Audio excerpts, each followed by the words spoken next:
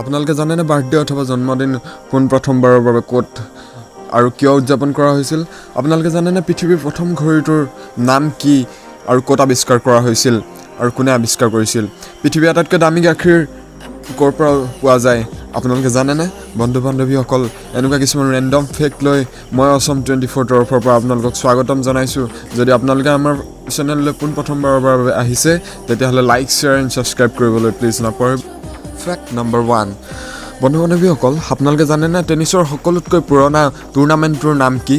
বন্ধু বান্ধৱীসকল, আপোনালোকে যদি নাজানে আপোনালোকক মই জনাই দিওঁ যে টেনিছৰ সকলোতকৈ পুৰণা টুৰ্ণামেণ্টটোৰ নাম হ'ল দি চেম্পিয়নশ্বিপ। বন্ধু বান্ধৱীসকল, আপোনালোকক মই টেনিছৰ কথা ওলাওঁতে আপোনালোকক কৈ দিওঁ যে টেনিছ হ'ল একমাত্ৰ এনেকুৱা এটা খেল যি আপোনালোকৰ যি খেল পৰিদৰ্শন কৰে তেওঁ আপোনাৰ ইজনে সিজন দুজন প্লেয়াৰৰ ভিতৰত ইজনে সিজনক গালি দিবও পাৰে। সেইকাৰণে তেওঁলোকে সকলো প্লেয়াৰকেইজন যিকোনো ভাষা যি ভাষাৰ হয় তেওঁলোকে যি ভাষা জানে সেই তেওঁলোকে ভাষাৰ বেয়া গালিবোৰ তেওঁলোকে শিকিব লগা হয় বা পঢ়িব লগা হয়। টেনিছেই হ'ল একমাত্ৰ এটা পৃথিৱীৰ ভিতৰত এনেকুৱা খেল যি ৰেফাৰীয়ে তেওঁলোকৰ দুইজন খেলুৱৈৰ ভাষাবোৰৰ বেয়া ভাষাবোৰ তেওঁলোকে পঢ়িব লগা হয় বা শিকিব লগা হয়। ফেক্ট নম্বৰ 2, বন্ধু বান্ধৱীসকল, আপোনালোকে জানেনে পৃথিৱীত 4টা চকু লগাও মকৰা আছে? যদি নাজানে আপোনালোকক কৈ দিওঁ যে পৃথিৱীত 4টা চকু লগাও মকৰা আছে। বন্ধু বান্ধৱীসকল, মোৰ কথাটো এইটো নহয় যে 4টা চকু লগাও মকৰা আছে, কিন্তু আপোনালোকৰ মই কওঁ যে সেই মকৰাটোৰ আপোনালোকে নাম জানেনে? আপোনালোকে হয়তো জানিব পাৰে সেই মকৰাটো আছে, 4টা চকু লগা মকৰা যে আছে, কিন্তু আপোনালোকক কওঁ যে আপোনালোকে সেই মকৰাটোৰ নাম জানেনে? বন্ধু বান্ধৱীসকল, যিসকলে জানে কমেণ্টত কৈ দিব, আৰু যিসকলে নাজানে মই কৈ দিওঁ যে 4টা চকু লগাও মকৰা এই পৃথিৱীত আছে, আৰু এই মকৰাটোৰ নাম হ'ল জাম্পিং স্পাইডাৰ। ফেক্ট নম্বৰ 3, বন্ধু বান্ধৱীসকল, আপোনালোকে জানেনে পৃথিৱীৰ দামী গাখীৰ ক'ৰ পৰা উৎপন্ন হয়? বন্ধু বান্ধৱীসকল, আপোনালোকে যদি নাজানে তেতিয়াহ'লে মই আজি কৈ দিওঁ যে পৃথিৱীৰ আটাইতকৈ দামী গাখীৰ হিচাপে বৈজ্ঞানিকসকলে প্ৰমাণ কৰি উলিয়াইছে যে পৃথিৱীৰ আটাইতকৈ দামী গাখীৰ মাইকী গাধৰ পৰা পোৱা যায় বুলি প্ৰমাণ কৰি দিছে বৈজ্ঞানিকসকলে। বন্ধু বান্ধৱীসকল, আপোনালোকে আজি গম পালে পৃথিৱীৰ আটাইতকৈ দামী গাখীৰ ক'ৰ পৰা পোৱা যায়। ফেক্ট নম্বৰ 4, বন্ধু বান্ধৱীসকল, আপোনালোকে জানেনে পৃথিৱীৰ প্ৰথম ঘড়ীটো কোনটো আছিল আৰু সেই ঘড়ীটো কোনে সৃষ্টি কৰিছিল বা কোনে বনাইছিলে, বা সেই ঘড়ীটোৰ নাম কি আছিল, বা সেই ঘড়ীটো কোন চনত নিৰ্মাণ হৈছিল, বা সেই ঘড়ীটো ক'ত নিৰ্মাণ হৈছিল? গতিকে বন্ধু বান্ধৱীসকল, আহক আপোনালোকক মই জনাই দিওঁ যে পৃথিৱীৰ প্ৰথম ঘড়ীটোৰ নাম হ'ল পামাণ্ডাৰ ৱাটছ।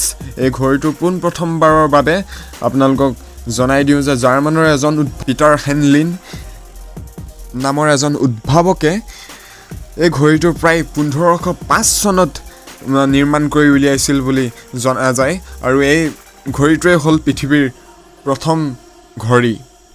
ফেক্ট নম্বৰ 5, বন্ধু বান্ধৱীসকল, আপোনালোকক স্বাগতম জনাইছোঁ একেবাৰে শেষৰটো ফেক্ট, যিটো ফেক্ট আপোনালোকে হয়তো আজিলৈকে জানেনে নাজানো। দৈনন্দিন জীৱনৰ মানুহৰ এটা অতিকৈ প্ৰয়োজনীয় বা হৈয়ে থাকে, প্ৰত্যেকজন মানুহৰ জীৱনত প্ৰতিটো বছৰে হৈ থাকে, আৰু সেইটোৱেই কথা হ'ল আপোনালোকৰ বাৰ্থডে চেলিব্ৰেশ্যন, আপোনালোকৰ জন্মদিন। যিটো জন্মদিন আপোনালোকৰ, সেই জন্মদিনটোৰ বিষয়ে ক'বলৈ আহিছোঁ আজি। আৰু সেই জন্মদিনটো আপোনালোকে জানেনে ক'ত আৰু কিয় আৰম্ভ হৈছিল? আচলতে ক'বলৈ হ'লে বাৰ্থডে হ'ল বাৰ্থডে কথা ইতিহাসৰ পাত লুটিয়ালে আপোনাৰ গম পাব পাৰি যে আপোনালোকক কৈ দিওঁ যে ইতিহাসৰ পাতত দেখা পোৱা যায় যে পোনপ্ৰথমবাৰৰ বাবে বাৰ্থডে চেলিব্ৰেশ্যনটো হ'ল জন্মদিনৰ যিটো উদযাপন সেইটো হ'ল জাৰ্মানীত পালন কৰা হৈছিল, কাৰণ মানুহবোৰে বিশ্বাস কৰিছিল যে বাৰ্থডে পাতিলে শিশুসকলৰ গাত বেয়া শক্তিৰ প্ৰভাৱ নপৰে, বা সেই বেয়া শক্তিবোৰৰ পৰা যিবোৰ বেয়া শক্তিৰ প্ৰভাৱ এটা শিশুসকলৰ ওপৰত পৰে, সেই প্ৰভাৱটো পৰা বচাই ৰাখিবলৈ তেওঁলোকে একগোট হৈ একেলগে বহুত মানুহ একলগ হৈ পিনে বাৰ্থডে উদযাপন কৰিছিল। আৰু সেই বাৰ্থডেত আপোনালোকক কৈ দিওঁ যে বহুত মানুহ একলগ হৈ চিঞৰ বাখৰ কৰিছিল তেওঁলোকে। আপোনালোকক কৈ দিওঁ যে পিছলে এনেদৰে জনপ্ৰিয় হৈ আহি বাৰ্থডেটো প্ৰত্যেকখন দেশতে বেলেগকৈ উদযাপন কৰিবলৈ আৰম্ভ কৰিলে, আৰু কেক কাটিবলৈ আৰম্ভ কৰিলে। বন্ধু বান্ধৱীসকল আপোনালোকক কৈ দিওঁ যে তেতিয়াৰ দিনত সেই কেকটো আটা আৰু চেনিৰে নিৰ্মাণ কৰা হৈছিল। আপোনালোকে জানিছিলে নে নাজানিছিলে নাজানো। বন্ধু বান্ধৱীসকল আপোনালোকৰ মাজলৈ আজি বহুত কথা হয়তো নজনা কথা আপোনালোকৰ আগত আজি দাঙি ধৰি। আপোনালোকে যদি আমাৰ ভিডিঅ'বোৰ চাই ভাল পায় তেতিয়াহ'লে লাইক শ্বেয়াৰ এণ্ড ছাবস্ক্ৰাইব কৰিবলৈ নাপাহৰিব আৰু কাষতে থকা বেল আইকনটো দবাই দিব। আৰু আপোনালোকক কৈ দিওঁ যে আপোনালোকৰ এটা ছাবস্ক্ৰাইবাৰে আমাক আগবাঢ়ি যোৱাত বহুত সহায় কৰে। ধন্যবাদ।